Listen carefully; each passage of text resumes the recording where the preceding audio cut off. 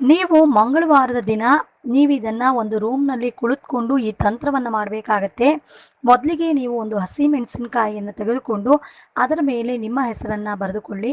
ಇನ್ನೊಂದು ಹಸಿಮೆಣಸಿನಕಾಯಿಯನ್ನು ತೆಗೆದುಕೊಂಡು ನೀವು ಇಷ್ಟಪಟ್ಟ ವ್ಯಕ್ತಿ ಹೆಸರನ್ನು ಬರೆದುಕೊಳ್ಳಿ.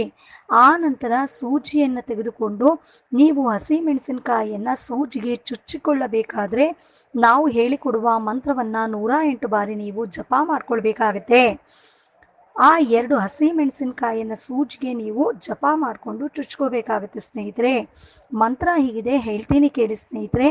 ಓಂ ಸರ್ವದೇವಾಯ ಸರ್ವಮೋಹಾಯ ಮೋಹಯತ್ ಸ್ವಾಹ ಅಂತ ಈ ಮಂತ್ರವನ್ನು 108 ಬಾರಿ ನೀವು ಜಪ ಮಾಡ್ಕೊಳ್ಬೇಕಾಗತ್ತೆ.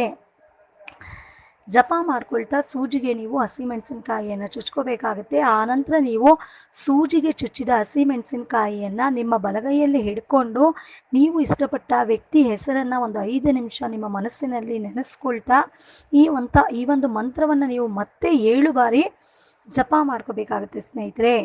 ಆ ನಂತರ ನೀವು ಈ ಹಸಿಮೆಣಸಿನಕಾಯಿ ಮತ್ತು ಈ ಸೂಜಿಯನ್ನು ತೆಗೆದುಕೊಂಡು ಹೋಗಿ 3 ದಾರಿ ಕೂಡುವ ಜಾಗದಲ್ಲಿ ನೀವು ಒಂದು ಚಿಕ್ಕ ಹಳ್ಳವನ್ನು ತೆಗೆದು ಅಲ್ಲಿ ಇಟ್ಟು ಮುಚ್ಚಿ ಬರಬೇಕಾಗುತ್ತೆ.